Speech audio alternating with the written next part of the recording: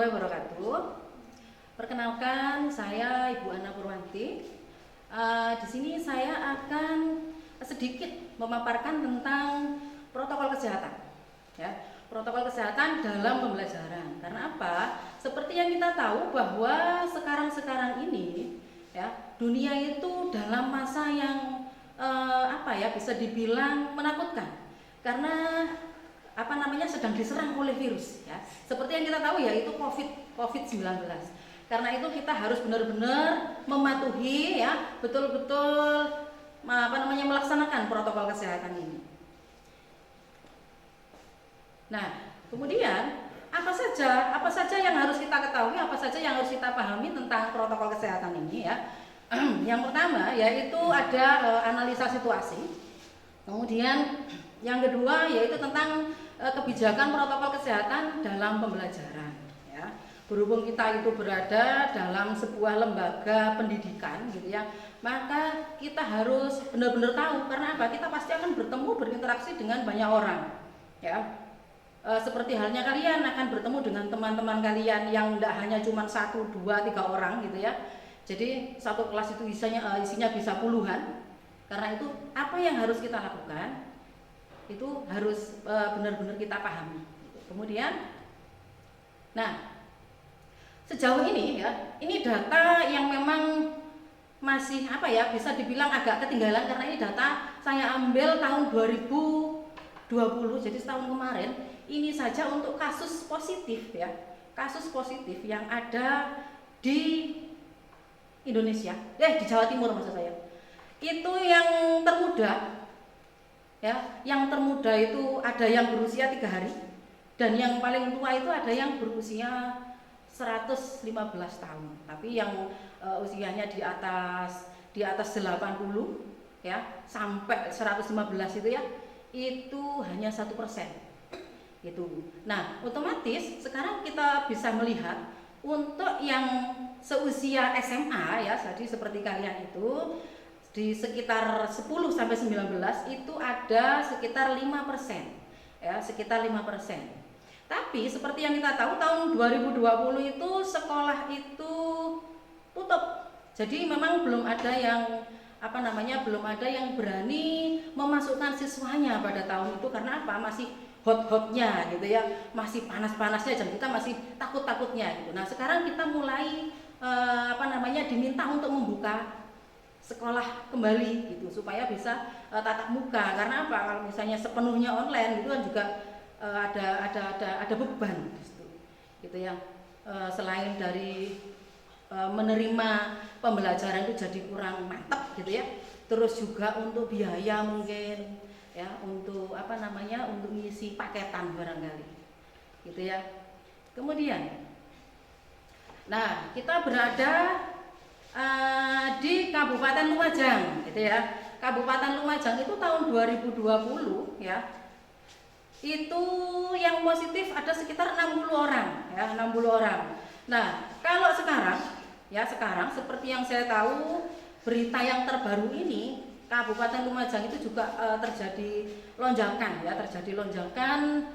penderita yang dinyatakan positif, ya, yang dinyatakan positif. Kemudian yang sembuh juga ada banyak, gitu ya, yang meninggal juga ada.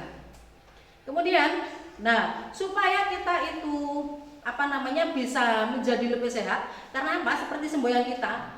Jadi mencegah itu lebih baik daripada mengobati, gitu kan, ya. Maka yang harus kita lakukan di sini adalah 3 pesan kunci, ya. Yang pertama yaitu jaga jarak, ya. Jadi kalau misalnya kalian pada saat main sama teman-temannya, atau mungkin nanti pada saat kita melakukan tatap muka, gitu ya, diharapkan kalian tuh menjaga jarak. Jadi jangan terlalu berdekatan dengan teman-temannya, gitu ya. Karena apa? Pada saat kita itu duduk berdekatan, ada kemungkinan virus itu kemudian menyebar, gitu. Karena kita tidak tahu kalau teman kita itu ada yang terpapar mungkin, gitu ya. Jadi kita itu menjaga. Jadi supaya kita itu tidak ikut terkena, gitu, tidak ikut terkena. Kemudian yang kedua itu ada memakai masker, ya, memakai masker. Karena apa? kita itu dalam memakai masker itu kan harus menutup hidung dan juga menutup mulut, gitu kan ya. Karena apa? Kita napas pakai hidung. Nah, sedangkan virus itu sendiri bisa keluar masuk gitu ya melalui hidung dan juga melalui mulut. Gitu. Jadi ada baiknya apabila kita itu sedang ngobrol ya, sedang ngobrol dengan teman-teman gitu ya, itu masker harus selalu kita kenakan. Ya. Kemudian yang ketiga yaitu CTPS, cuci tangan pakai sabun. Ya. Jadi diupayakan lebih sering lagi cuci tangan, apalagi kalau kita itu setelah memegang sesuatu gitu. Jadi misalnya kita habis membuka pintu, kita akan membuka gagangnya pintu. Nah dari situ siapa tahu kalau misalnya di situ itu ada ada kuman-kuman, ada penyakitnya gitu. Jadi kita harus lebih sering lagi mencuci tangan. Jadi diupayakan memakai sabun gitu. Kalau misalnya kita itu berada di tempat yang jauh dari rumah gitu ya, kita bisa memakai hand sanitizer gitu, karena lebih bisa dikatakan lebih efisien gitu. Jadi kita tidak perlu bingung-bingung lagi mencari air dan juga tidak perlu bingung membawa sabun gitu ya. Nah ini kemudian hal-hal yang harus dipatuhi, yang harus dipenuhi dalam penyelenggaraan pembelajaran ya. Jadi supaya kita itu bisa melakukan tatap muka di dalam kelas gitu ya, supaya pembelajaran itu jadi lebih baik lagi gitu, maka hal-hal yang harus kita patuhi, yang harus dipenuhi yaitu yang pertama, satuan pendidikan itu harus berada pada zona hijau ya, zona hijau. Jadi yang yang bisa dikatakan yang terpapar di satu wilayah itu sedikit gitu, bahkan bisa dikatakan tidak ada, itu maka akan memasuki zona hijau ya. Kemudian yang kedua yaitu memenuhi persyaratan daftar periksa dan dapodik ya, dan emis ya. Jadi variabel persyaratan pembelajaran tatap muka, karena memang tidak boleh kalau misalnya keseluruhan siswa itu dimasukkan dalam satu waktu itu. Karena apa? Seperti tadi yang saya bilang ya, di yang tadi itu jadi harus jaga jarak gitu. Kalau misalnya masuk semua maka tidak bisa melakukan jaga jarak itu tadi.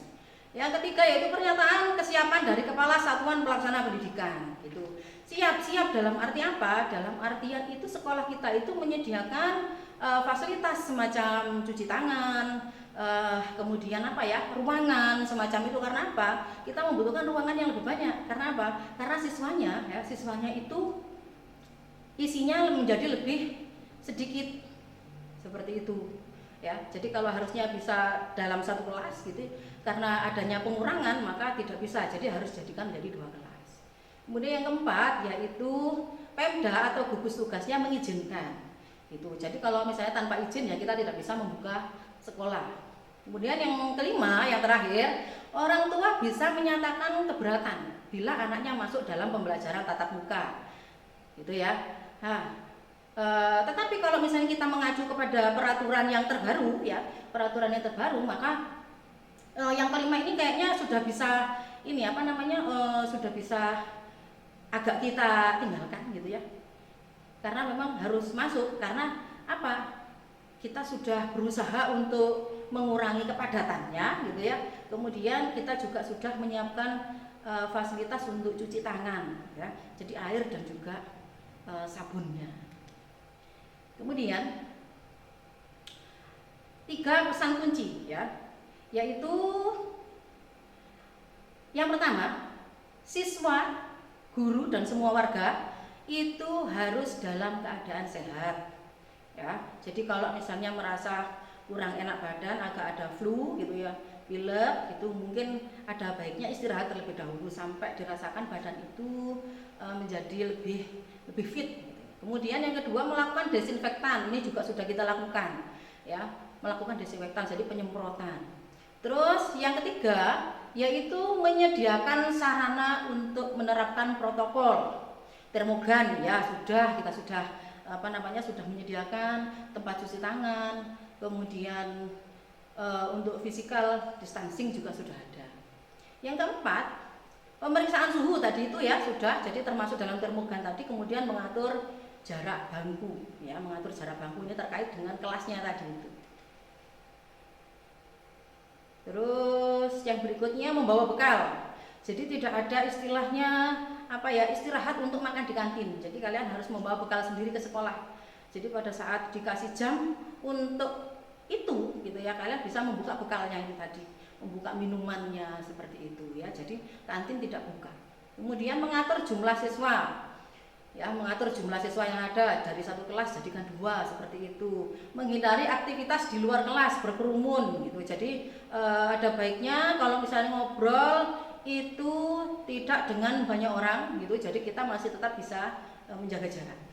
Terus berangkat dan pulang sekolah itu langsung, nggak usah mampir-mampir dulu ya. Nggak usah cangkruk dulu di pinggir jalan gitu ya. Jadi langsung berangkat langsung ke sekolah, pulangnya juga langsung ke rumah.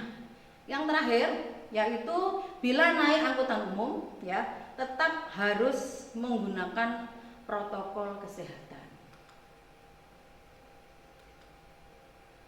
Ini untuk yang selanjutnya ini bisa kalian baca sendiri. Ini untuk menambah masukan literasinya gitu ya, untuk SKB menterinya. Kemudian yang berikutnya itu penerapannya ya, penerapan protokol kesehatan di satuan pendidikan seperti yang tadi ya. Jadi ini gambarannya saja. Untuk yang tadi penerapannya juga seperti yang sudah saya paparkan tadi itu. UKS juga sudah ada. Terus ini untuk dinas kesehatannya. Ini untuk yang puskesmasnya gitu ya. Nanti bisa kalian baca-baca sendiri ya. Nah,